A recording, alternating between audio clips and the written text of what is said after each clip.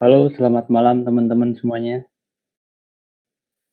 Halo halo, waduh, acaranya rame ya sekarang. Banyak sekali peserta yang, hadir malam ini. Terima kasih banyak teman-teman peserta yang udah hadir. Halo Mas Noval, ya sudah hadir, terima kasih Mas Noval. Halo Eda Eza dari ISB, Atma Luhur hadir. Terima kasih sudah hadir dari ISB Atma Luhur. Lalu juga ada Andreas Tito Gusman. Halo Kak, saya Andreas Tito dari Boyolali. Wah, Boyolali. Terima kasih Mas sudah hadir. Lalu juga ada Bio Kak Sudarman dari Tanjung Pinang hadir. Coba ya. Kok tulisannya log ya? Oh ya, untuk para peserta di log karena nanti untuk sesi pertanyaan boleh langsung chat di kolom public chat saja. Jadi untuk nanti ingin bertanya boleh langsung di situ saja. Karena untuk teman-teman peserta jadi tidak usah menyalakan mic gitu. Nanti untuk pertanyaannya akan saya bacakan ke narasumber. Oh ya, saya juga lupa memperkenalkan saya Ibrahim Dipura, moderator pada malam hari ini, webinar kolaborasi Bisa I ke-15 bersama Mas Lingga Pangestu Rahman. Nanti kita akan membahas mengenai matematika untuk spesialis data science from theory to practice. Lalu untuk penyelenggara webinar, kami juga ucapkan terima kasih dari itu Bisa I, lalu juga Tampil yang sudah menyelenggarakan webinar ini dan menghadirkan Mas Lingga Pangestu Rahman yang mengisi pada webinar malam hari ini. Baik, saya buka untuk webinarnya. Assalamualaikum warahmatullahi wabarakatuh. Selamat malam dan salam sejahtera untuk kita semua. Apa kabar teman-teman semuanya? Semoga keadaan baik ya. Stay health, stay safe ya. Jaga kesehatan terus di masa pandemi kali ini. Semoga sehat terus dan tetap produktif juga. Baik.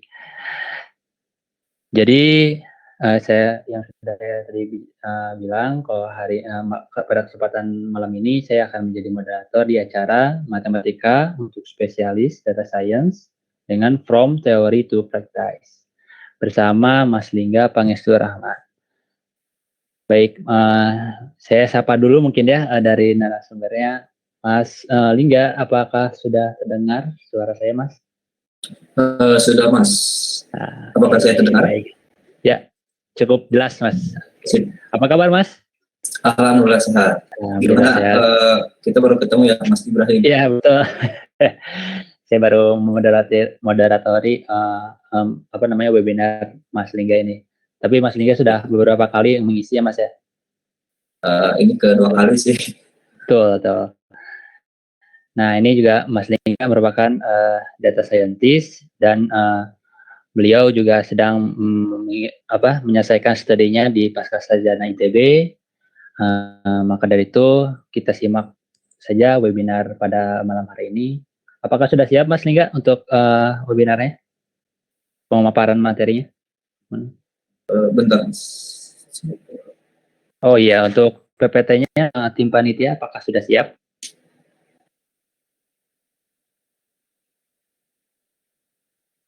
Oh ya, sudah siap. Oke. Nah. Halo Mas. Halo. Oke. Oke, untuk waktunya saya persilakan Mas Lingga Pangestu Rahman untuk mengisi matematika untuk spesialis data science from theory to practice. Silakan Mas. Oke. Assalamualaikum warahmatullahi wabarakatuh. Malam teman-teman. Tadi udah diperkenalkan ya, saya Lingga. Nama panjang itu Lingga Pangestu Rahman. Setelah melanjutkan studi S1-nya di Unikom Bandung dan alhamdulillah sekarang melanjutkan studi di ITB dengan program studi sama informatika. Oke, pada kali ini kita akan membahas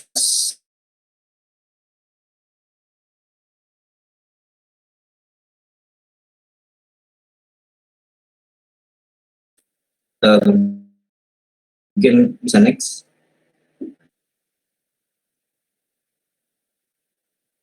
Nah, pembahasan kali ini kita akan dibagi cepat, yaitu matematika.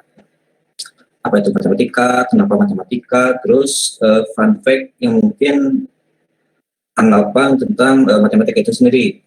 Terus peranan matematika di ilmu data science, apakah semua matematika atau cuma beberapa. Terus yang kedua itu tentang data science itu sendiri, pengertian data science, kenapa harus ada data science, terus fun fact juga, contoh konkret yang sudah dilakukan, terus tools, dan job application. Nah, yang ketiga ini implementasinya. Sebenarnya ada dua, tapi karena tools Orange di komputer saya ini harus install lagi, jadi terpaksa harus coding by Python. Jadi sebelumnya Orange itu tools data science yang sifatnya itu non coding, jadi tanpa coding dia main visual gitu. Terus ekspektasi yang didapat nanti audiens itu yang pertama mendapatkan perspektif baru, entah tentang matematika, data science, intinya dari setelah mengikuti webinar ini dapat perspektif baru.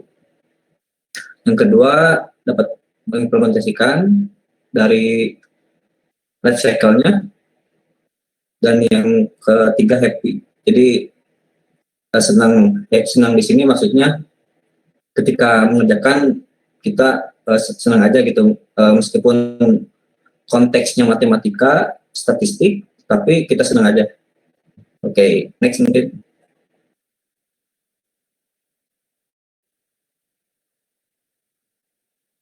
Oke, sebelumnya pengertian matematika ini di KBBI ya.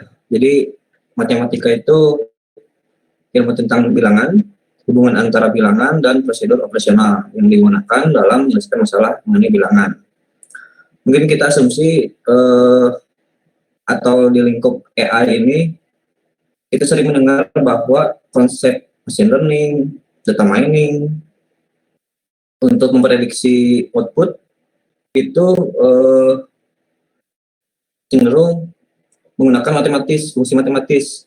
Contohnya untuk membedakan kucing dan anjing, terus memprediksi kebangkrutan maupun prediksi machine learning lainnya. Nah, itu tuh sebenarnya kalau kita breakdown model-model yang ada di machine learning itu merupakan fungsi matematis itu sendiri. Nah, kita mungkin bahwa beranggapan untuk mempelajari machine learning atau data science atau lingkup artificial intelligence ini harus menguasai halayak banyak matematika, tapi tidak juga. Jadi ada beberapa yang harus cuman nggak sampai 3. Jadi yang pokoknya itu ada 3. Boleh next.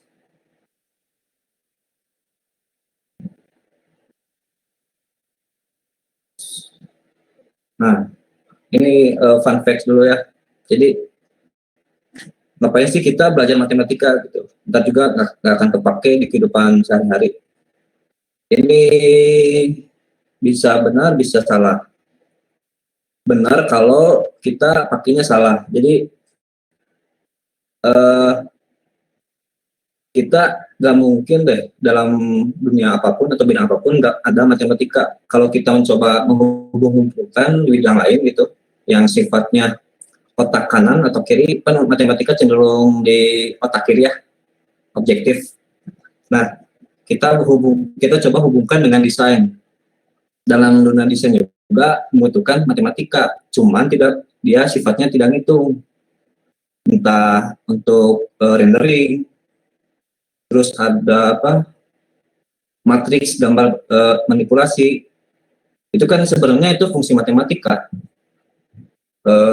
thresholding dan sebagainya. Nah, ini persepsi yang salah tentang matematika. Malah sebaliknya ya, hampir semua bidang itu ada matematikanya, cuman bentuknya beda-beda. Ada yang eksplisit dia angka, ada yang implisit secara konsep. Oke, next.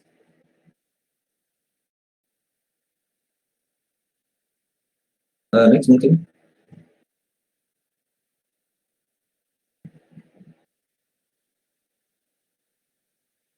Oke, nah ini peranan matematika di data science. Ada 3, tadi sudah disebutkan. Yang pertama kalkulus, yang kedua itu aljabar linear.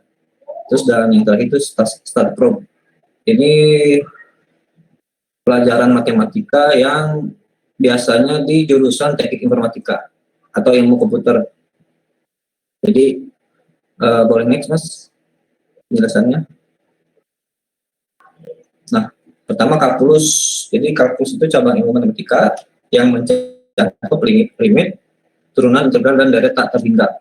Jadi fungsi kalkulus ini di machine learning atau data science digunakan untuk membantu machine learning itu sendiri untuk meningkatkan performa, keakuratan prediksi yang kita dapat menemukan ekstrim suatu fungsi kalkulus itu sendiri, yaitu kayak contoh diferensial.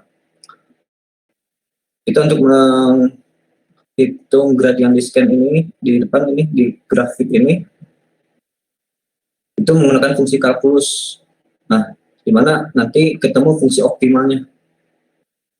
Nah, itu basic kalkulusnya agak main gitu. Boleh next. Kalkulus. Nah, yang kedua ini aljabar linear. Jadi aljabar linear juga sama cabang belajar matematika yang mempelajari tentang matriks dan vektor. Jadi dia konteksnya satu dimensi atau 2 dimensi.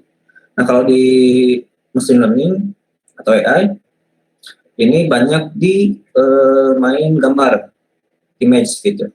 Nah, kan image atau video analitik. Nah, image itu sendiri kan atau video itu kumpulan gambar di mana itu tuh yang dibaca oleh komputer itu matriks. Nah, di aljabar linear banyak operasi-operasi matriks yang digunakan untuk mengolah gambar gitu. Jadi cukup sangat penting mempelajari aljabar linear. The next. Dan yang terakhir itu StatPro. StatPro ini statistika sama ilmu cabang matematika. Jadi sederhananya bagaimana kita tahu merencanakan, mengumpulkan, menganalisis, lalu menginterpretasikan suatu data dan akhirnya dipresentasikan si data itu sendiri. Nah, probabilitas yaitu kemungkinan kita prediksi dari data yang kita analisis, kemungkinan akan ada kejadian apa gitu. Jadi misalnya untuk transaksi kita mau memprediksi tren produk untuk bulan depan. Nah, statistik itu kerjanya dia menganalisa data. Nah, kalau probabilitas itu kerjanya setelah dianalisa dia tahu kemungkinan produk yang akan tren di bulan selanjutnya. Gitu. Next. Nah, ini meme aja. Jadi matematika itu disebut mudah, tidak disebut susah juga enggak gitu. Tapi kalau senang itu gampang, tapi kalau kitanya nggak senang agak emang nyebutnya matematika susah gitu. Jadi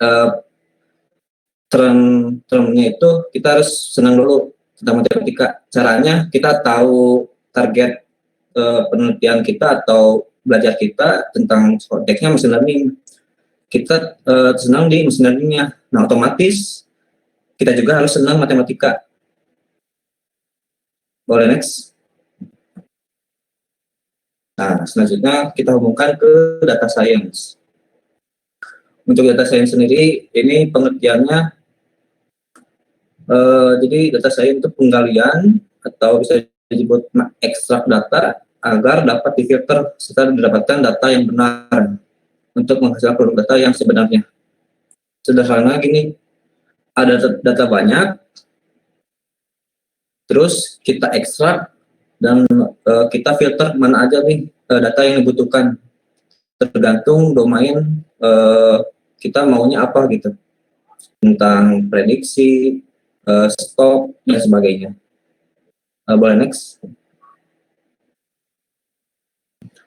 Kenapa data science success of job the century? Jadi menurut data di LinkedIn itu di top 3 itu data science itu entah ke satu, kedua, dan ketiga itu pasti di antara ke situ. Jadi kita apakah data science harus jago coding juga? Enggak. Yang penting basic matematika, programmingnya harus ada dapat dikit, tapi tidak nol banget gitu. Nah, data science, data scientist itu sebutan untuk yang si orang yang menggunakan data science itu sendiri, kayak programmer lah kalau sebutannya. Next.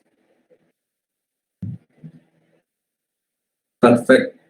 Oke, ini mungkin ada sebagian teman-teman yang sulit membedakan data science, data analysis, big data, data mining, dan machine learning. Jadi suka ketukar-tukar gitu.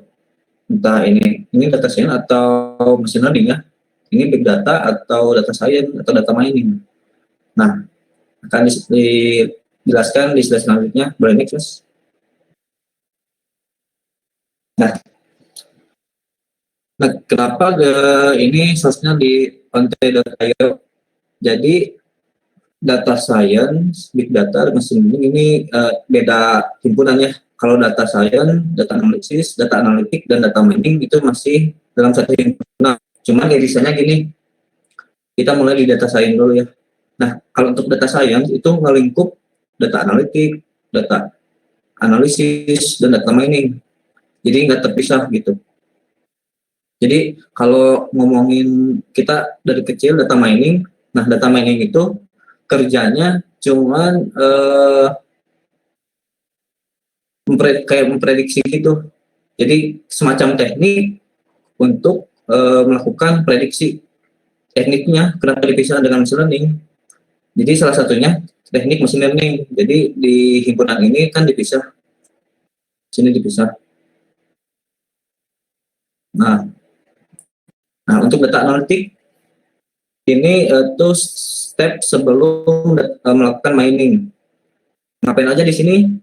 Di sini kita melakukan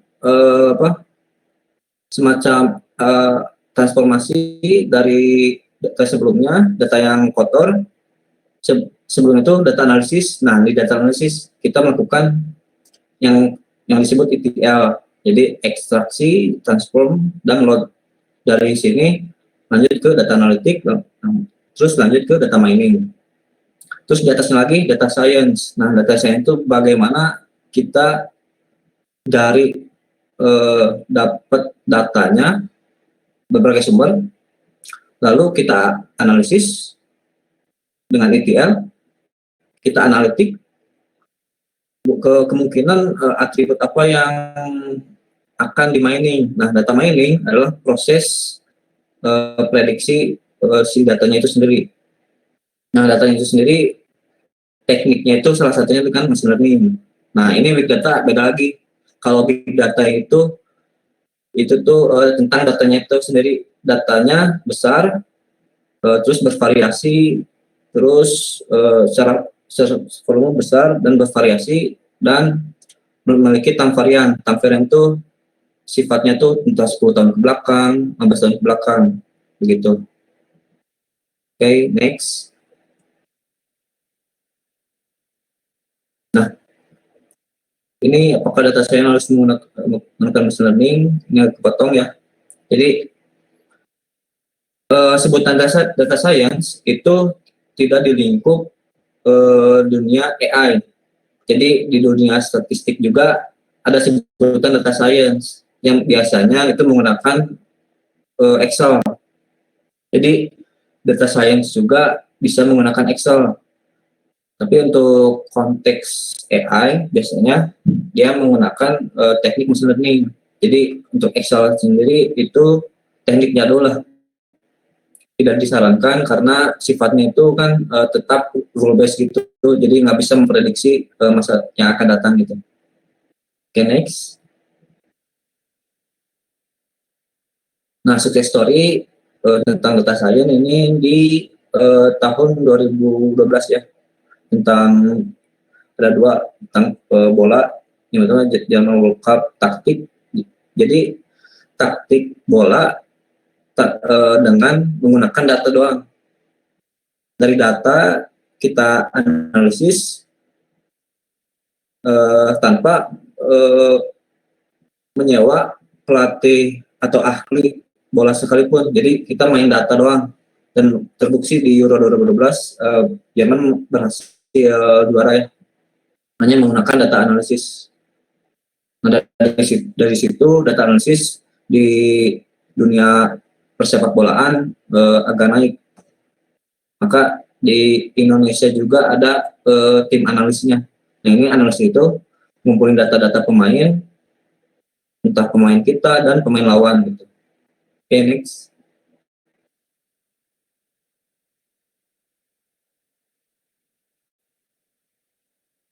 Nah, oke. Nah, ini today over excited computer science student.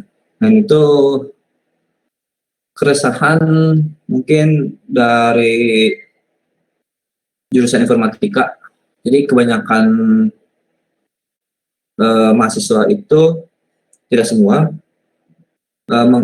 justru menghindari dari computer thinking, algoritma, dan data struktur, dan matematika gitu. Jadi intinya ingin langsung loncat ke yang intinya, kayak artificial intelligence, big data, atau misalkan expert system, tapi gak mau belajar matematikanya. Nah, di sini kelemahannya kita gitu.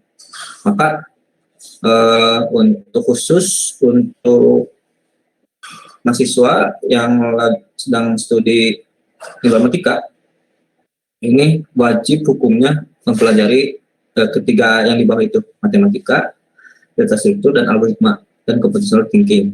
Nah, matematika yang dipelajari di informatika itu beda dengan matematika yang di jurusan di fakultas MIPA. Nah, kalau di fakultas MIPA, dia benar-benar matematika murni dari A sampai Z gitu. Nah, kalau di engineering, matematikanya lebih khusus yang dan lebih aplikatif. Kayak tadi ya, kalkulus, fungsi kalkulus apa nih? Oh, ternyata untuk fungsi di machine learning, aljabar linear, dan stat probe. Dimana kalau kita dapat punya intuisi bahwa si matematika itu sendiri dapat dipakai, diaplikasikan melalui programming, itu akan asik kok belajar matematika gitu. The next. Nah, ini life cycle of data science ya.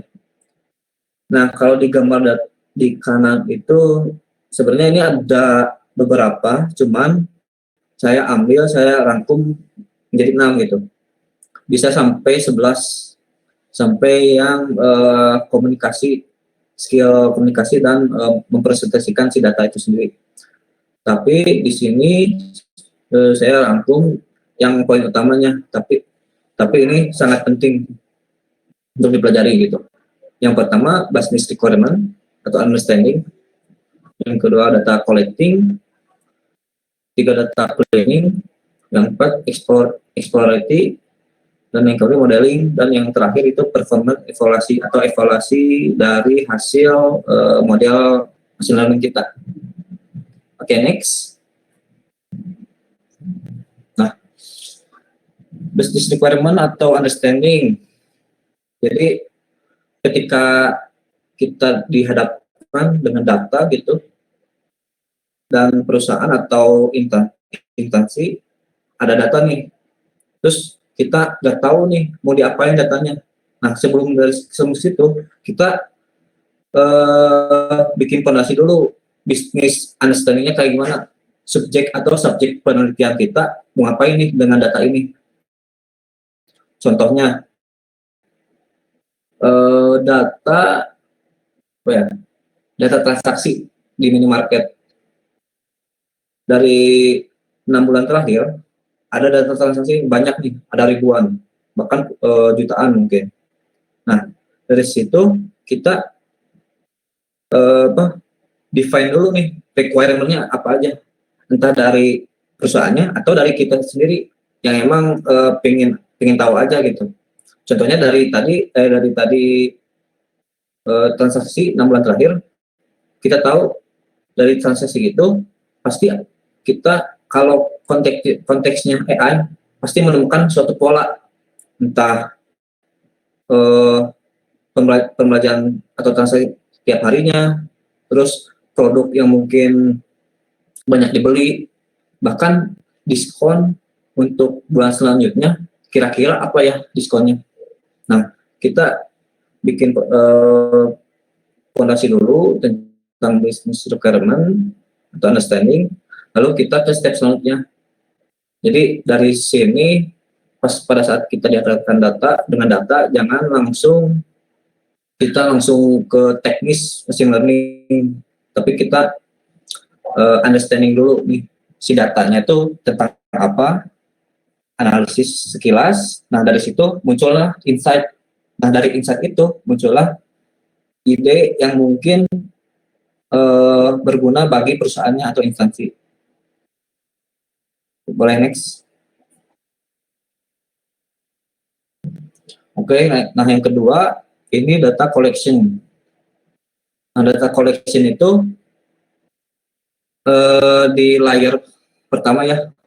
Nah, layer pertama di bulletin itu, dari situ data ini dari sumber yang berbeda, database yang berbeda, perusahaan yang berbeda gitu.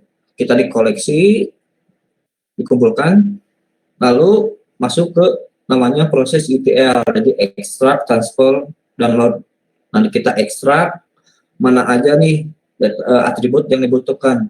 Apakah ada atribut duplikat, apakah metadatanya itu nggak sesuai, misalkan harusnya teks tapi ini ada nomornya.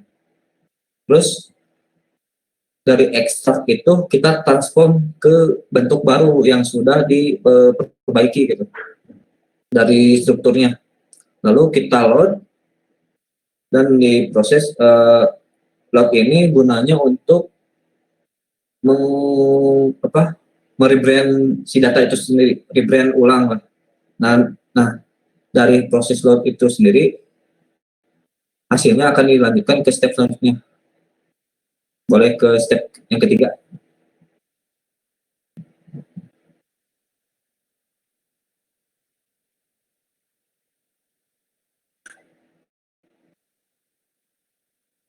Oke, nah yang ketiga itu data cleaning.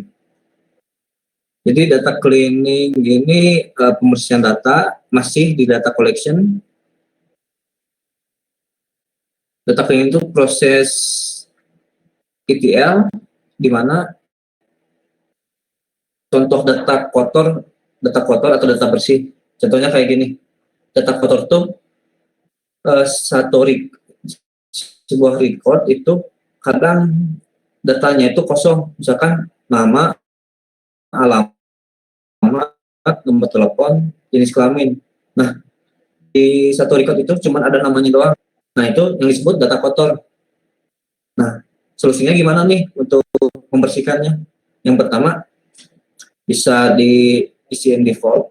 Nah, default ini biasanya untuk kasus-kasus yang sifatnya ya udah gitu. Misalkan kalau jenis kelamin kita asumsikan itu defaultnya laki-laki gitu. Terus dan sebagainya. Nah, yang kedua itu dihapus. Kenapa dihapus? Karena si atribut yang kosong itu dapat mempengaruhi ketika kita mau melakukan learning di model kita. Kita misalkan mau melakukan machine learning atau data mining, tapi datanya itu kotor, banyak yang kosong gitu.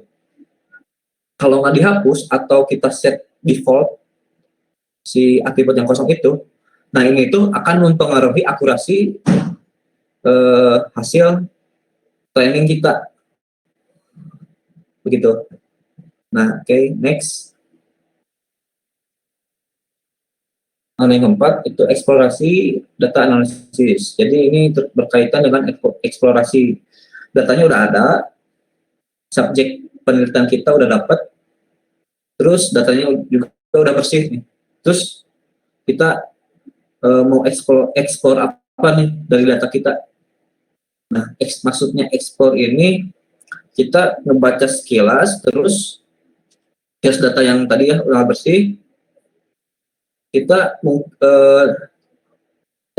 apa yang disebut di sini ada teknik yang disebut knowledge discovery. Jadi knowledge discovery itu mencari knowledge dari data yang disajikan. Tadi contohnya data transaksi. Nah, dari transaksi ini udah bersih nih. Kita mau tahu atau kita penasaran dari transaksi ada pola di mana kenapa kalau beli susu formula pasti beli juga rokok. Itu banyak transaksi kayak gitu. Jadi ada korelasi nih susu formula dan rokok. Dan lebih dari satu, bahkan banyak. Berarti kan kita punya asumsi gini, oh kayaknya pada saat beli rokok itu si bapaknya sekalian beli susu formula. Nah, sehingga diskon di minimarket tersebut jika beli rokok misalkan dapat diskon untuk beli susu formula sekian persen. Itu terlalu ekstrim ya. Contohnya, oh ini selai kacang dan roti. Kenapa? Kalau beli roti di minimarket, pasti selalu si kasirnya tuh menawarkan selai. Apakah ini sengaja atau intuisi? Faktanya nggak sengaja. Intuisi mungkin karena dia ada manajernya, ada pihak marketingnya. Pakai data analis sangat mungkin. Ada yang disebut di data science itu market basket analysis. Nah, market basket analysis itu mengasosiasikan atau menghubungkan produk A dengan produk B. Jadi ada frekuensi tentang jika membeli produk A pasti membeli produk B. Nah, frekuensi tersebut misalkan banyak. Nah itu kan kalau beli roti mungkin transaksi 6 bulan atau setahun sebelumnya pasti beli selai gitu. Nah pasti dari situ, oh si pihak manajernya ini kalau beli roti tawarin aja nih selai. Soalnya dari transaksi sebelum-sebelumnya kalau beli roti pasti kebanyakan si pengunjung atau customer itu beli selai juga gitu. Meskipun kita mau beli rotinya aja, pasti selalu disuguhin selai.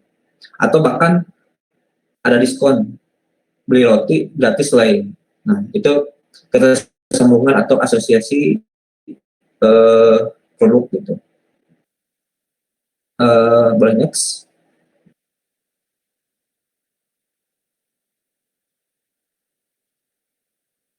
Yang selanjutnya yaitu modeling. Nah, kita tahu target kita apa. Tadi ya, target kita mau mengetahui asosiasi antar produk. Nah, kita modelkan ke bentuk machine learning. Apakah cuma machine learning? Enggak. Terkait AI sendiri, ada yang dinamakan pattern recognition atau pengenalan pola. Nah, di pengenalan pola itu tidak ada dibagi tiga yang sifatnya template matching, machine learning, dan struktural. Nah, kenapa machine learning? Karena dia punya sifatnya berbasis statistik gitu, perhitungan. Kenapa nggak template matching? Ini template matching khusus data yang baku atau yang kaku. Jadi data contoh template matching itu lebih ke OCR. OCR tentang pengenalan karakter itu. Terus struktural juga lebih ke bentuk. Nah, di machine learning dia basisnya data. Jadi data history, data dari pengalaman digali, dia menemukan polanya, lalu kita training dengan model tertentu. Nah, turunan machine learning juga yaitu deep learning. Perbedaan deep learning sama machine learning itu sebenarnya deep learning itu di lingkup machine learning. Cuman kalau namanya deep learning itu kenapa dikatakan deep? Karena dia struktur modelnya itu yang dinamakan itu layar. Nah, layar itu yang kita asumsikan dianggap deep learning. Nah, di tahap modeling kita menentukan model apa nih yang cocok untuk step sebelumnya, apakah clustering atau klasifikasi. Nah, jika kalau clustering itu kan bahasa Indonesia pengelompokan. Nah, kalau datanya itu tidak ada prediksi atau bukan prediksi ya, target. Jadi kayak kalau clustering itu pengelompokan A dan grup B. Tapi di grup A itu tuh banyak banget eh, jenisnya gitu. Kita mau mengelompokin menjadi dua kelompok, grup A dan grup B.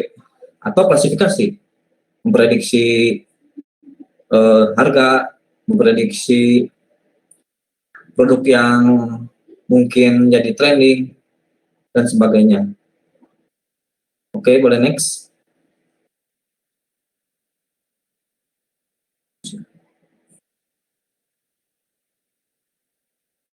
Nah, yang terakhir itu performance evaluasi. Nah, misalkan tadi modelnya tuh kita ada 6 nih. Ada net bias, SPM, KNN, dan sebagainya. Ada 5, ada 6. Nah, kita pilih yang modelnya tuh yang kira-kira akurasinya paling bagus. Nah, di sini kan kita lihat SPM. Kenapa SPM? Oh, mungkin datanya untuk SPM ini cocok nih untuk selanjutnya. Tapi misalkan untuk KNN ini nggak cocok. Nah, dari sini performa evaluasi itu kita di tahap sebelumnya modeling kita banyak melakukan training dari berbagai macam teknik ya. Ada 6. Nah, kita pilih nih satu yang mungkin jadi model utama kita, yaitu tadi SPM. Oke, next. Nah, ini implementasi. Mungkin saya akan share screen ya.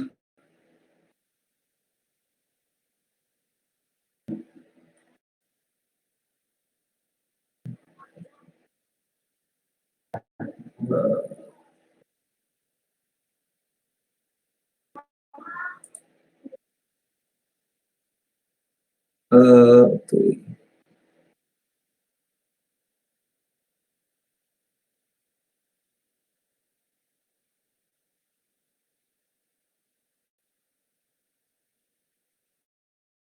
Nah, Ini sebenarnya tugas kuliah tentang SVM, data mining. Nah, ini saya menggunakan metode SVM. Sebenarnya kenapa SVM, kenapa nggak yang lain? Menurut saya SVM dari data yang tadi ya, SVM itu di paper-paper akurasinya tinggi gitu. Jadi kenapa pilih SVM gitu? Nah, jadi ceritanya gini, ini tuh mau mengklasifikasikan sebuah bunga iris. Jadi ada 3. Ntar saya share dulu data setnya.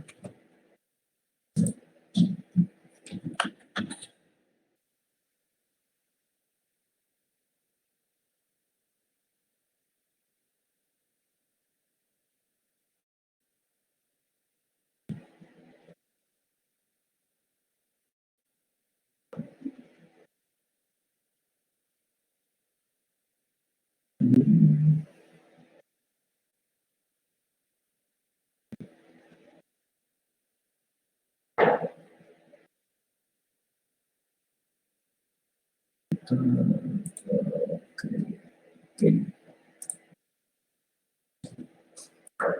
Nah ini dataset saya ambil dari Kaggle ya. Dia ada total 161, di mana iris itu sendiri ada 3 spesies, yaitu Setosa, Versicolor, dan Virginica. Jadi rencananya saya mau bikin model machine learning untuk mengklasifikasi 3 buah iris. Jadi ada 3 buah label, yang tadi Sentosa, Versicolor, dan Virginica. Nah, di atribut yang tersedia untuk membedain 3 kelas tersebut, yaitu ada 4 atribut: panjang sepal, lebar, terus panjang petal, dan lebar petal gitu. Nah ini petal itu di sini bunga yang kecil, sedangkan sepal itu bunga yang besarnya yang ada warnanya. Kalau petal itu cenderung banyak tidak ada warna seperti ini. Nah, pertama kita import library dulu, Pandas, terus kita import juga CSV-nya pakai library Panda, lalu kita lihat datanya. Ini head itu untuk menampilkan ini top 5 gitu, top 5. Tapi kalau misalkan kita mau semua, kita hapus aja di sini. Atau misalkan sekitar 10, kita bisa untuk menampilkan 10. Kita tinggal terus aja. Muncul, nah itu 10. Lalu kita pertama-tama dari data ini kan, spesies ini tipe datanya itu kan masih objek string gini. Nah, kita gunakan yang namanya itu label encoder. Jadi label encoder itu mengubah objek yang ini menjadi beberapa kategori. Jadi kalau di run ini kita drop dulu. Ini tuh kan sebagai target ya. Kita drop dulu untuk menghitung atribut yang non-target. Jadi kita asumsikan spesies itu targetnya untuk menggerakkan 3 buah bunga iris. Nah, kita drop spesies, lalu spesiesnya ditampung sebagai dataset target. Nah, ini target. Nah, kita lakukan label encoder. Label encoder itu tadi sudah disebutkan untuk mengkategorikan sebuah kelas. Jadi misalkan ada 3 tadi, jadi nanti ada 0, 1, dan 2. 0 itu untuk bunga iris yang Sentosa, yang 1 itu Versicolor, dan yang 2 itu Virginica gitu. Nah, ini Eristosa menurut datasetnya. Jadi di depannya di baris 47 sampai 52, ini versi color dari 97 sampai 102. Nah, ini yang Virginica ini harusnya. Ini Virginica. Nah, ini Virginica. Nah, 0 dari 0 ini ke itu artinya dia jenis Iris setosa. 1 versi color, dan 2 ini dia klasifikasi sebagai Virginica ya. Nah, ini untuk melakukan plotting point. Kita gunakan matplotlib. Nah, ini kita jadi apa? Bagi-bagi mana dataset untuk Iris setosa, mana dataset Iris versi color, dan yang ketiga itu Virginica. Kita kelompokkan, lalu kita buat plot untuk membandingkan keduanya antara sepal dari Iris setosa dan sepal dari versi color. Jadi sepal itu yang tadi ya, yang bukan kecilnya. Kalau yang DF0 ini Iris setosa itu menggunakan green, sedangkan itu bukan blue. Nah, ini nih contohnya. Nah, ini perbedaan panjang tadi bunga sepal pada iris. Kalau di Iris setosa dia cenderung kecil ya. Sedangkan kalau yang Iris versi color ini lebih besar. Ini fungsi dari garisnya. Ini bisa langsung bedain. Kalau sepal yang pendek pasti itu Iris setosa, kalau lebih panjang itu pasti Iris versi color. Nah, kita coba lagi yang setosa dengan blue atau dengan Virginica yang 2 tadi. Nah, sedangkan itu ini agak tipis di sini, tapi ini hampir mendekati, masih bisa hampir 100%. Oh, kita tarik garis di sini. Nah, ada yang Iris setosa sepalnya itu diasumsikan atau diprediksi sebagai Virginica gitu. Nah, ini sama, ini terkait petal tadi, petal yang besar. Ini agak signifikan. Nah, dari sini, dari ciri-ciri tadi, kita coba melakukan training menggunakan SVM. Nah, tadi X ini sebagai FDF drop, itu artinya data frame yang tadi mendrop targetnya tadi ini apa? Spesies ya. Nah, target ini di drop. Jadi variabel X ini isinya kolom yang 4 tadi, kolom 1, 2, 3, 4, sepaleng, petaleng, yang weight sama petal weight juga. Nah, dia ini sebagai targetnya. Nah, ini melakukan splitting untuk melakukan training dengan size 0,2. Nah, dan size ini 110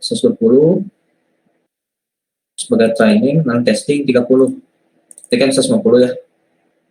Kenapa satu nggak dianggap ya? Bentar. Oh, karena ini jadi totalnya itu jadi ini 150, tapi kolomnya nggak dibawa. Kita split, di mana training 120 dan testing menjadi 30. Ini sih kalau untuk SVM-nya sendiri kita cuman pakai doang gitu dari dokumen scalarnya. Nah, kita model fit, kita fitkan antara training, X-train dan Y-train. Ini otomatis sih, kita tinggal pakai aja gitu. Lalu kita ingin tahu skor dari model tersebut gimana, X-test, jadi dengan Y-test, nah dan menghasilkan prediksi sebesar 0,93%. Nah ini kita prediksi baru nih. Ini angka ini tuh sebenarnya atribut Sephaleng, Sephalwid, Petalink dan Petalwid. Dan ini datanya itu nggak ada dalam artian nggak ada di dataset. Ini benar-benar data baru. Nah, hasilnya menunjukkan ini 0 itu tadi jika atributnya itu benar sekian, maka diklasifikasi sebagai iris setosa. Ini sama kita coba dengan lebih tinggi gitu, dengan lebih kecil. Oh, si model memprediksi ini tuh iris versicolor. Nah, dari situ kan akurasinya bagus 93%. Jadi model ini tuh bisa memprediksi kemungkinan untuk data yang baru gitu dengan akurasi sebesar 0,93%. Ini cukup baik. Nah, ini untuk modifikasi sebenarnya. Akan modifikasi berubah parameter dari fungsi SVM. Nah, tetap misalkan dari sini udah diubah nih nilai gamanya di 0,3, terus scalarnya dirubah lagi, tapi tetap akurasinya 0,93, nggak berubah gitu. Nah ini kan manual. Nah itu ada yang namanya itu model selection itu mencari parameter yang optimum. Kita melakukan looping. Nah, parameter SPM itu ada tadi regulasi, gamma, dan kernel. Kita coba satu-satu, di mana regulasinya 0,1, 1, 10, 100, dan 1000. Terus gammanya sekian, terus kernelnya kita rubah-rubah. Nah, dari kombinasi ini akan menghasilkan apa gitu? Akurasi sebesar berapa persen? Nah, ini kita melakukan 300 feet, melakukan training lagi dengan tadi ya kombinasi dari ketiga ini. Nah, kita print grid base parameternya. Ternyata masih tetap di angka 90%-an. Nah, jadi grid base parameter itu SVM-nya itu dengan regulasi 0,1, gamma 0,1 dengan kernel poly. Nah, ini yang optimum. Nah, ini untuk report melakukan konversi matrix ya. Nah, ini presisinya 100%. Tadi dengan model atau parameter baru, record 100%. Tapi untuk iris versi color dia cuma 0,83%. Sedangkan untuk ini 71%. Ini akurasi keseluruhan dengan tadi parameter baru itu 0, atau 90%. Nah, insight dari sini apa atau kesimpulan dari eksperimen ini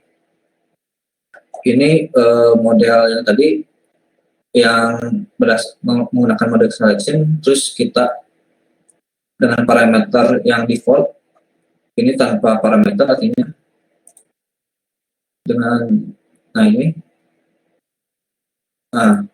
kan kita ngerubah parameternya itu mendapatkan 0,93%, tapi dengan model selection 0,90% gitu. Apa yang dapat dipelajari dari sini, kita dapat model ini dapat dijadikan mesin untuk memprediksi eh, bunga iris selanjutnya gitu, apakah data baru dan sebagainya. Nah, ini kasusnya mungkin agak kurang relevan ya dengan kehidupan sehari-hari gitu. Nah, ini bisa diganti kasusnya, misalkan untuk contohnya apa ya, memprediksi spam atau bukan. Nah, kita targetnya atau untuk dataset targetnya kita drop tadi sama collecting data sebagainya dan sebagainya, lalu kita melakukan training. Intinya kalau tahu konsepnya dari sini, mana feature dan mana data target kita pisahkan, lalu kita normalisasi atau cleaning, lalu kita modelkan dari fitur tersebut, kita cocokkan dengan data target. Sebenarnya gitu. Mungkin ini kasusnya nggak relevan ya, tapi intinya sama. Kita cuman ganti dataset juga, asal atribut kita bisa misahin atributnya, mana yang fitur, mana yang target, itu hasil dengan cara ini sama kok.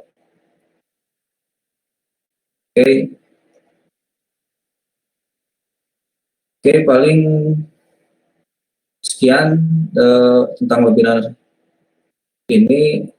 Jika ada pertanyaan boleh diajukan. Kita ke oke. Ya, baik Pak. Terima kasih Pak. Terima kasih Pak Mas Lingga Abastu sudah memaparkan materinya mengenai matematika untuk spesies data science from theory to practice. Maaf. Baik teman-teman para peserta yang jika dari tadi sudah menyimak, mungkin bisa menanyakan atau yang kurang jelasnya bisa ditanyakan di kolom public chat. Nanti untuk pertanyaannya akan saya bacakan ke narasumber. Baik, ini Pak ada yang bertanya dari Brio Kak Sudirman. Sejauh mana keterkaitan rekayasa perangkat lunak dan case tools-nya dalam mendukung komputasi matematisnya dan data science untuk mendapatkan manfaat dari data secepatnya agar pengambilan keputusan yang secepat pula. Itu Pak, untuk pertanyaannya. Keterkaitan RPL dan case tools-nya dalam mendukung. Bentar, saya coba dulu. Oke. Sejauh mana? Oh, berarti sejauh mana perangkat lunak dan kasusnya. Sebenarnya kalau terkait perangkat lunak itu sendiri itu hanya sebatas platformnya. Kalau data science itu lingkup teknikalitas bagaimana kita memecahkan masalah lalu membuat sistem keputusan yang otomatis gitu. Jadi kalau ditanya sejauh mana keterkaitan RPL dengan case tools-nya, RPL itu akan mengikuti perkembangan data science atau AI. Jadi nggak akan saling berdiri sendiri gitu. Itu sih jawaban dari saya. Baik, Mas, terima kasih atas jawabannya Mas. Sehingga bagaimana Brio Kak Sudirman? Apakah ada pertanyaan lagi? Atau saya salah konteksnya apa gitu? Poin pertanyaannya kurang dimengerti. Atau bisa ditanyakan kembali kalau kurang jelas Ya, ya. kalau kurang Atau kalau kurang jelas bisa ditanyakan lagi di kolom chatnya. Baik, untuk itu mungkin ke pertanyaan selanjutnya aja mungkin Mas ya. boleh. Baik, dari Andre Gustav Setiawan. Tools apa yang sering dipakai pada data science? dan contoh metode yang sering dipakai pada data science gimana tuh? Andrea Oke. Gustav Setiawan. Oke, Aude, makasih pertanyaannya. Tools yang digunakan kalau tanpa coding itu ada yang namanya Orange. Ntar saya buka dulu. Nah, kalau install Anaconda, ini, nah ini Orange. Jadi Orange itu tools data science, tapi tanpa coding. Kita cuma import, terus modelnya apa, kita mau plotting kayak gimana gitu. Tapi untuk eksperimen kayak gini, by coding menggunakan bahasa Python itu menggunakan sama dari sini ada yang namanya Jupyter Notebook. Tapi ini Jupyter Notebook juga udah apa ya, bisa dibilang untuk sekelas penelitian skripsi ini biasanya cukup efektif gitu. Jadi saya saranin kalau untuk belajar itu kalau tanpa coding itu menggunakan Orange. Kalau misalkan untuk eksperimen plus coding menggunakan bahasa Python itu menggunakan Jupyter Notebook. Nah, untuk metodenya sendiri, kalau yang sering digunakan itu semuanya metode itu digunakan sesuai dengan kasusnya. Jadi tidak ada metode yang paling bagus, paling ini gitu. Kadang secara akurasi bagus, tapi lama, berat gitu. Karena kasusnya beda. Contohnya deep learning. Deep learning itu membutuhkan memori dan core CPU yang banyak. Tapi untuk menyelesaikan kasus yang simple butuh waktu yang lama, sedangkan kita menggunakan SPM membutuhkan waktu yang sebentar, meskipun secara akurasi deep learning lebih bagus gitu. Nah, kita main di situ. Misalkan kita mau, kalau misalkan bingung metode yang sering dipakai, ya semuanya juga sering dipakai gitu. Tapi kalau yang paling bagus itu tergantung kebutuhan kita. Kita mau ngejar akurasi tanpa menghilangkan performa dari komputer atau server, atau dari server kita kerjanya dikit, yang penting akurasinya, yang penting bagus aja gitu, nggak bagus banget. Nah itu nggak apa-apa. Jadi tergantung kitanya. Kita memikirkan aspek-aspek tidak hanya di teknis metode machine learningnya, tapi dari hardware-nya juga gitu sih. Semoga terjawab. Terima kasih Mas Hingga atas jawabannya. Itu untuk Mas Andre Gustav Setiawan. Gimana? Ada ketambahan? Ada tanggapan lagi? Apakah sudah cukup untuk jawaban dari Mas Hingga Pangestu? Oh, sudah cukup Mas. Ya, terima kasih Pak. Sudah cukup. Oke, baik. Oke, mungkin ke pertanyaan selanjutnya mungkin ya. Ini orangnya sudah offline nggak apa-apa Mas, dibacakan aja. Boleh. Oke, pertanyaannya dari Mas Ivan Jaya. Apakah ada metode atau algoritma untuk cleaning data? Maaf. Metode dan algoritma. Ivan ya. Oke, Mas Ivan, apakah metode atau algoritma untuk cleaning data? Sejauh ini untuk cleaning data, kalau algoritmanya sendiri kita bikin sendiri sih, karena soalnya cleaning data itu kan antara si datanya itu kan si atributnya itu kosong atau nol. Nah itu tuh pakai kita biasanya algoritmanya tuh bikin sendiri. Kenapa bikin sendiri? Nggak ada yang baku gitu untuk melakukan data cleaning, harus menggunakan algoritma A. Kenapa?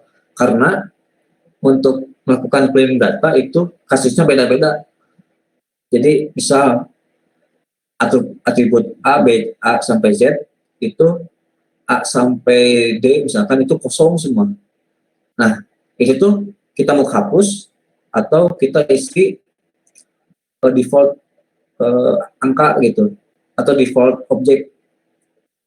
Nah dari situ kenapa nggak ada algoritma yang dipatenkan untuk melakukan data cleaning. Jadi algoritma itu yang tadi secara deskriptif, jika datanya kosong, oh ya ada paper yang menjelaskan kalau misalkan data yang kotornya itu lebih dari 30% atau ya lebih dari 30%, itu sebaiknya melakukan fungsi perataan atau min, atau kita bisa set secara nilainya itu secara default. Tapi kalau misalkan di bawah 30%, itu sebaiknya dihapus untuk agar tidak mengganggu akurasi pada saat training. Nah gitu, Mas Fikri.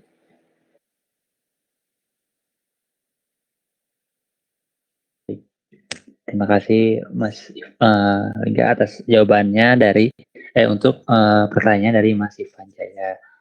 Baik, itu pertanyaan lagi. Ada pertanyaan lagi nih Mas dari Mas Piko Aditama. Bagaimana perbedaan signifikan dari rapid miner dan orange? Rapid miner ya?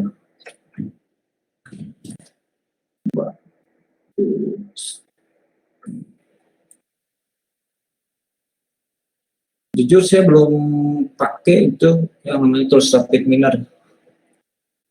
Kalau misalkan dari penjelasannya tadi juga sama-sama tools data science yang sifatnya dark and drop ya, kayak orange. Tapi kalau yang perbedaan signifikan itu nggak tahu sih sebenarnya. Apakah konteksnya performa?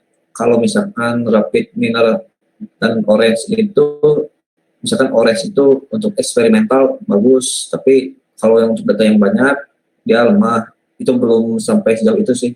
Tapi misalkan kalau ingin tahu, boleh dicoba tuh.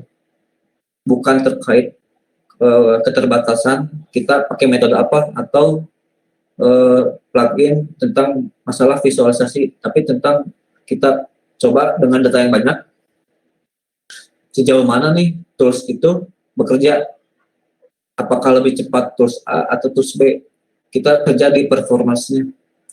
Oke lah, plugin boleh unggul, misalkan rapid miner dan orange lebih unggul misalkan rapid miner, tapi secara performance orange lebih unggul nih dari kecepatan, padahal datanya sama, metodenya sama, kita bakal cenderung lebih memilih orange, atau misalkan lebih cepat rapid miner, bisa jadi kan.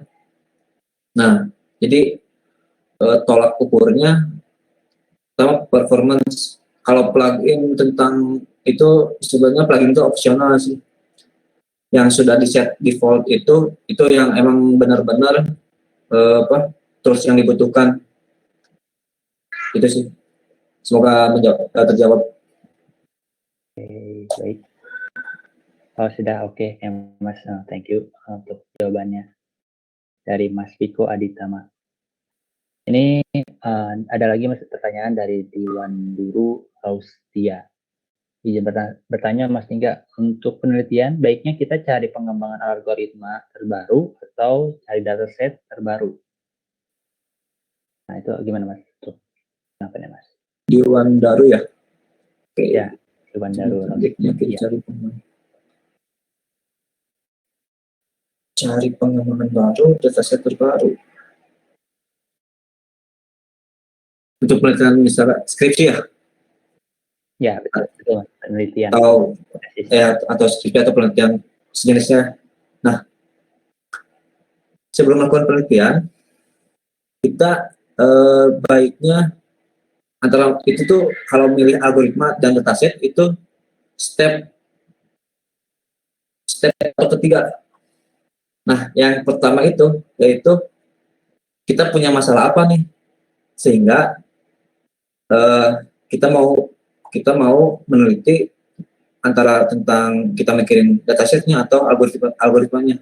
Yang pertama tadi subjek penelitiannya mau kayak yang gimana, tentang machine learning, oke. Nah, machine learning-nya dalam kasus hal apa nih? Kan banyak, ada 3, supervised learning, unsupervised, sama reinforcement learning. Nah, dari sini,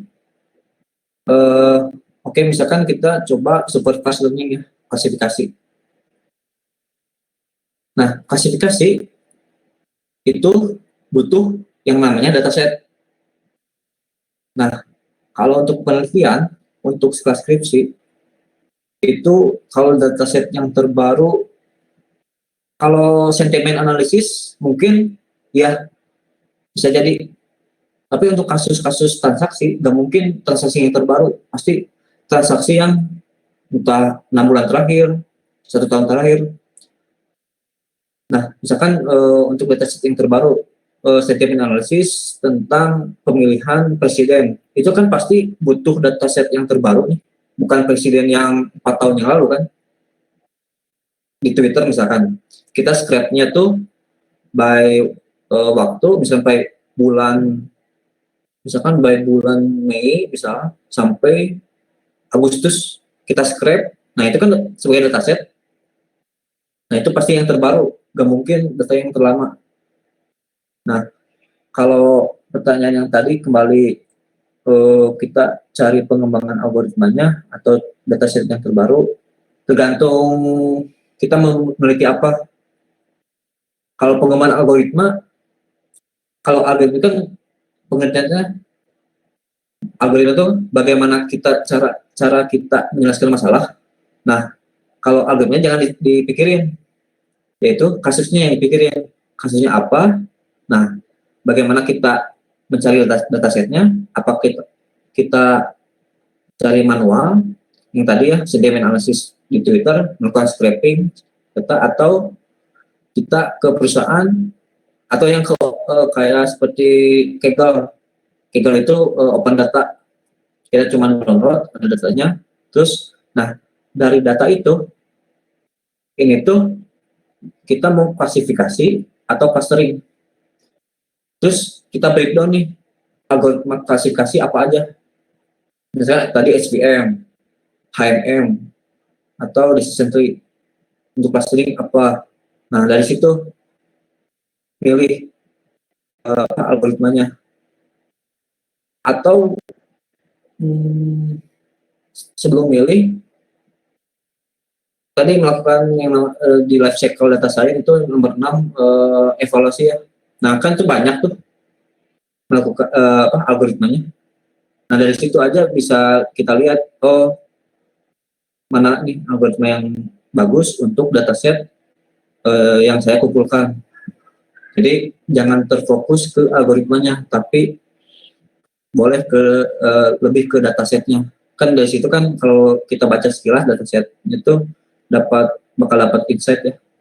Nah, dari situ bakal muncul ide-ide tentang ini algoritma yang cocok pakai apa gitu.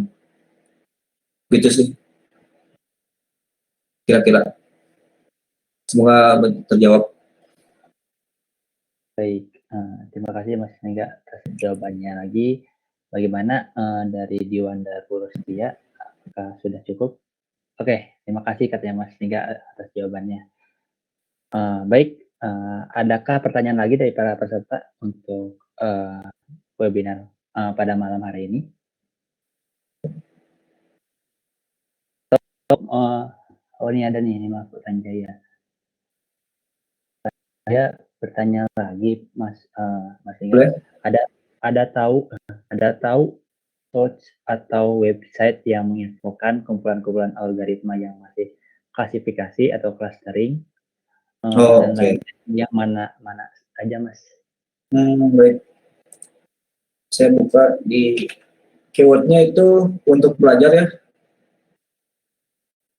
machine learning itu namanya scikit-learn. Nah, ini tuh semacam library dari Python untuk belajar machine learning. Tapi untuk gak selalu belajar juga, di penelitian yang real juga kadang menggunakan library ini gitu. Nah ini di sini kan udah tahu, udah disetain ini klasifikasi, regresi dan clustering. Terus di sini juga ada contohnya, contoh penggunaannya, terus contoh datasetnya juga sudah disediain gitu. Kita cuma makin doang. Nah ini Google aja.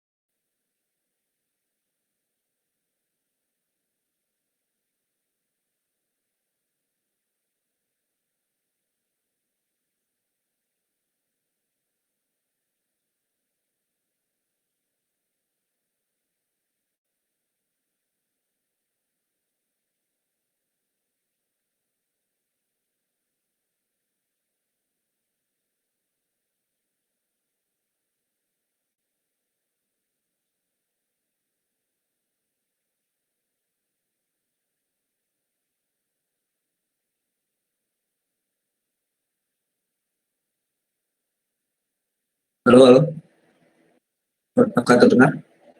Dengar ya. Jadi ada dua, tadi yang dari website Secondlink sama Tutorial Point. Bedanya kalau Tutorial Point ini ada silabusnya. Jadi sebaiknya pakai dua ini. Dari ini juga, terus di sini juga, di sini lebih banyak contohnya sih. Kalau ini menerangkan konsep dari zero to hero gitu. Gitu kira-kira.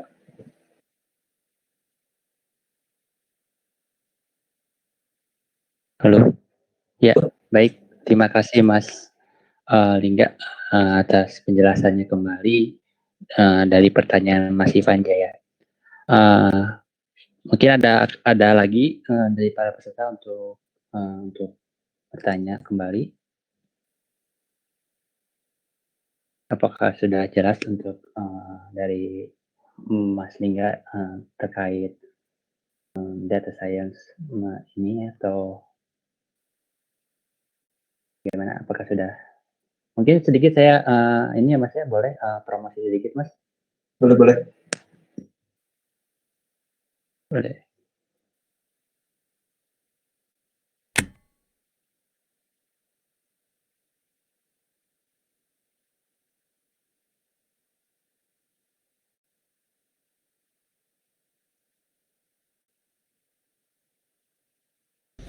Kesulitan memecahkan masalah mengenai IT,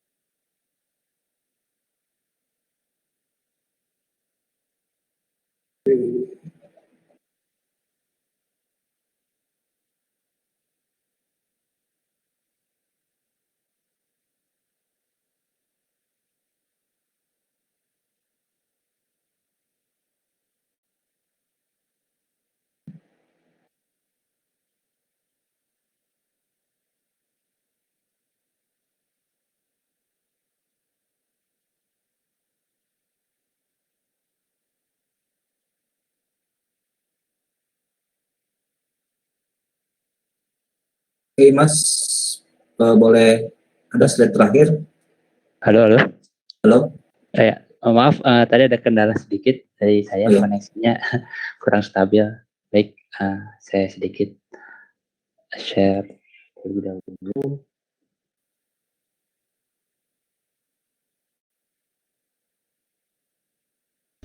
Kesulitan memecahkan masalah mengenai IT, UMKM, marketing, skripsi atau topik lainnya?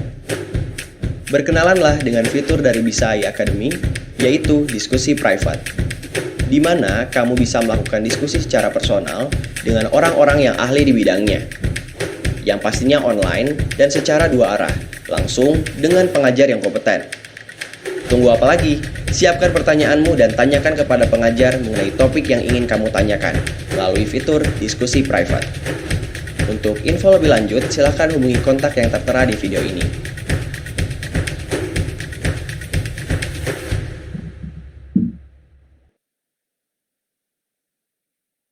Baik, itu sedikit promosi dari Bisa.ai. Bisa.ai merupakan platform pembelajaran online yang dimana nanti di situ ada fitur diskusi privat.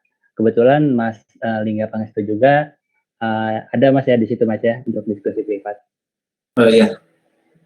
Mungkin untuk teman-teman para peserta yang ingin bertanya lebih lanjut mengenai matematika untuk spesialis data science atau juga machine learning itu bisa di diskusi privat. Jadi teman-teman langsung aja download aplikasi Bisa.ai Academy-nya di Play Store. Itu barangkali dari saya. Gimana dari Mas Lingga? Apakah ada tambahan lagi atau Oh ya, motivasi kalau untuk teman-teman para peserta yang ingin belajar data science? oke. Terakhir mungkin. Nah, mungkin kata-kata terakhir gini, kita kadang kayak merasa telat belajar gitu. Wah, udah usia segini, udah semester gini, segini baru belajar ini, padahal ini penting banget gitu. Atau prospek masa depannya ini lebih menjanjikan, tapi merasa telat. Nah, nggak perlu khawatir. Yang pertama, banyak tools yang disediakan oleh pengembang itu. Kadang kita gunakan tools tanpa ngerti atau tanpa melakukan teknisnya. Tadi kayak Orange. Nah, Orange itu sendiri kita nggak perlu ngoding gitu. Tapi kita perlu tahu apa yang dilakukan si Orange itu sendiri. Yang pertama itu, terus yang kedua dari situ mengenai belajar juga sama atau penelitian, jangan bosan. Terus banyak kayak webinar Bisa.ai sendiri sebagai wadah kita belajar gitu. Tadi udah dipromosiin ya diskusi privat. Nah di situ juga sebagai wadah kita mau belajar apa, mau diskusi apa tentang skripsi dan sebagainya, bisa diberdayakan lah gitu.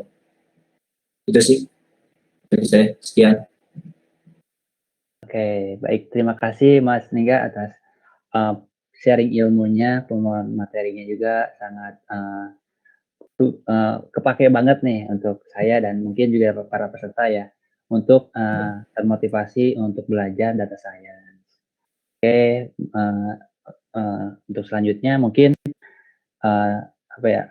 saya ucapkan lagi terima kasih juga kepada para peserta yang sudah hadir di acara webinar malam ini. Sangat ramai ya malam hari ini ya Mas ya. Ya, malam-malam udah. Justru semakin malam semakin ramai nih kayaknya. Oke, baik. Kalau gitu saya sebelum saya nutup, saya ucapkan terima kasih juga ya Mas Lingga Pangestu. Terima kasih terus sharing ilmunya karena itu juga sangat jadi buat modal ke kitanya juga untuk belajar lebih baik lagi dan terutama di data science dan machine learning gitu. Baik, untuk teman-teman sekali lagi kalau yang mau bertanya lagi hal-hal yang detail atau yang tentang tesisnya atau penelitiannya mengenai machine learning atau data science, boleh bisa download dulu di aplikasi Bisaya Academy. Nanti di situ ada namanya fitur diskusi. Nah, di dalam diskusi privat itu nanti ada pilihan mengenai artificial intelligence. Dan di situ ada Mas Dingga Pangestu Rahman yang bersedia mengisi waktunya di hari Selasa, Rabu, dan Kamis ya Mas ya, di 7:30 malam begitu. Betul Mas. Ya, untuk itu sekian dari saya. Terima kasih banyak. Jangan lupa terus ikuti media sosialnya dari Bisai dan Tampil. Oh ya, saya juga lupa nih ucapin terima kasih untuk penyelenggara webinar pada malam hari ini, Bisai dan Tampil. Tampil sudah menyediakan platform video conference-nya. Terima kasih banyak atas webinarnya, terutama dari narasumber. Terima kasih karena disitulah sharing ilmunya. Oke, teman-teman, saya ucapkan terima kasih banyak yang sudah hadir. Ramai sekali malam hari ini, pertanyaan-pertanyaan juga sangat menarik dan bisa lebih dimaksimalkan lagi juga kekurangan yang kita miliki gitu. Oke, dari saya terima kasih. Terima kasih Mas Dingga atas waktunya. Waktunya sangat bermakna sekali gitu ya. Ya, sama-sama Mas Ibrahim. Assalamualaikum warahmatullahi wabarakatuh. Selamat malam semuanya. Dadah.